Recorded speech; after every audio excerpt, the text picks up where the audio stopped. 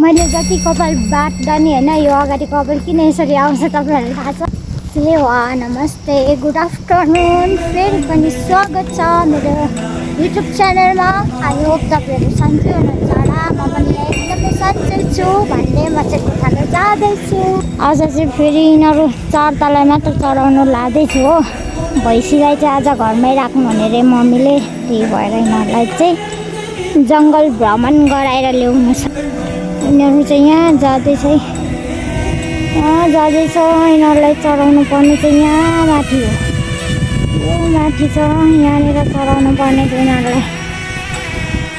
अनि यहाँ मेरो साथी पनि छ ल, अनि म चाहिँ यहाँनिर छु, जाँदैछु यिनीहरूलाई एक घुमाएर ल्याउन भनेको नि एक राउन्ड यिनीहरूलाई पनि जङ्गलतिर भ्रमण गराउनु छ कि मैले। फाइनल्ली हामी चाहिँ यहाँ खोला आइसक्यौँ हो। अब यहाँदेखि मास्तिर उकालो जानुपर्ने हुन्छ। अनि म चाहिँ यहाँ छु, पछाडि जाँदैछु। यहाँदेखि चाहिँ हाम्रो उकालो सुरु हुन्छ फेरि। यिनीहरू चाहिँ चढ्दै जाँदैछ हो। अनि गाई चाहिँ पर पुगेछ, यिनीहरू चाहिँ यहाँ जाँदैछ। अनि म चाहिँ यहाँ बसिरहेको छु। पानी पनि कस्तो पर्न थाल्यो कि म चाहिँ जङ्गलभित्र घनार जङ्गलभित्र छु। चढ्दै पट्टिएर जाँदैछ हो। म चाहिँ यहाँ जङ्गल क्या, यो जङ्गलभित्र छु। म चाहिँ यहाँ मासतिर पनि छ जङ्गल। अनि म चाहिँ यहाँ छु, यिनीहरूको पछि जानुपर्ने हुन्छ। यिनीहरू त्यहाँदेखि परतिर चाहिँ बारी छ हो, त्यो बारीमा छिर्छन् कि यिनीहरू। लागिरहेको छु, मेरो साथी हो के। यो चाहिँ खुब सिकारी हुनु खोज्छ, मार्ने चाहिँ होइन। हेर्नु न, जङ्गल एक राउन्ड घुमेर आएछ कि यो। अनि थाकेर हेर्नुहोस् त कस्तो भइरहेछ यो। यिनीहरू चढिरहेछ, पानी परिरहेछ। म चाहिँ यहाँ माथि बसिरहेको छाता ओढेर। पानी पर्न थाल्यो हौ, कस्तो बिजोग भयो नि त हाम्रो अब पानी परेर। यहाँ मेरो साथी छ, आइज छातामा भनेको आउँदैन। हामी चाहिँ यहाँ बाटोमा झरिसकेछौँ, यहाँ हेर्नु सक्नुहुनेछ। यिनीहरू चाहिँ जाँदैछ, अनि म चाहिँ यहाँ छु। म पनि यिनीहरूको पछि जाँदैछु घरतिर। अहिले ठ्याक्कै भन्नुपर्दा 5 बजी छ, 5 बजी छ। यिनीहरूलाई चाहिँ मैले आजदेखिको चढाएको राति 12 बजीतिर लिएर चढाउँदा गरेर अब चाहिँ भने हामी घरतिर लाग्यौँ। कस्तो अप्ठ्यारो बाटो छ क्या यहाँनिर चाहिँ, अप्ठ्यारो छ बाटो। अनि यहाँ चाहिँ यिनीहरूलाई बिस्तारै लग्नुपर्ने हुन्छ। अनि यहाँ भ्यू हेर्नु सक्नुहुनेछ तपाईँहरूले, यहाँ तलतिर भ्यूहरू हेर्नु सक्नुहुनेछ।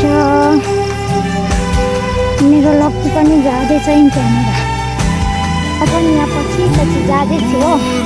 अनि मैले के भन्न आँटेँ भने नि गाइज, मैले जति कपाल बाट्दा नि होइन यो अगाडि कपाल किन यसरी आउँछ तपाईँहरूलाई थाहा छ। यो चाहिँ मैले के भन्छ बटरफ्लाईवाला काट्न खोजेको कपाल सब बिग्रेछ कि। अनि जति बाट्दा नि हेर्नु न भुल जस्तो भएर चाहिँ यहाँ झरिरहेछ हो। यसलाई म के गरौँ भनेर सोचिरहेको छु कि यस्तो डिस्टर्ब गर्छ काम गर्दा पनि यो कपालले। डन पल्टेर बटरफ्लाई काट्न खोजेको बिग्रेर कपालको हात। फाइनली यिनीहरूलाई चाहिँ मैले बानिसकेछु। यहाँ यहाँ छ, मैले बानिसकेँ यिनीहरूलाई। मैले चाहिँ गोरुहरू बानिसकेँ, अब चाहिँ घर जाँदैछु। घर गएर बारीमा घाँस लिन जानु छ गाइज। थोरै घाँस लिएर आउँछु बारीमा गएर। अनि हात खुट्टा धुन्छु गाइज। म चाहिँ लागेँ गाइज बाटो लाग्यो घाँस लिन हिँडेँ ल। म चाहिँ घाँस लिन बारीतिर जाँदैछु हो। यहाँ मेरो डोको बोकेर मेरो काम गर्दा लाउने लुगा ज्याकेट लगाएर म चाहिँ बारीतिर लागेँ घाँस लिन। मैले चाहिँ यहाँ भारी लगाइसकेँ कि यहाँनिर चाहिँ यति मात्र रहेछ घाँस, बाँकी चाहिँ यहाँ मासतिर रहेछ। म थपेर घर लग्नेछु।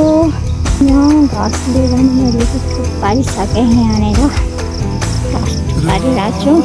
यहाँ हेर्नु सक्नुहुनेछ भाँडा थुप्रिरहेको छ। अब यसलाई चाहिँ म धुन्छु ल। अघि धुनुपर्ने थियो, पानी नआएर, नामको मात्र धारा हो क्या, पानी यहाँ मर्छ। त्यही भएर अब पानी अहिले पानी आइरहेछ नि त।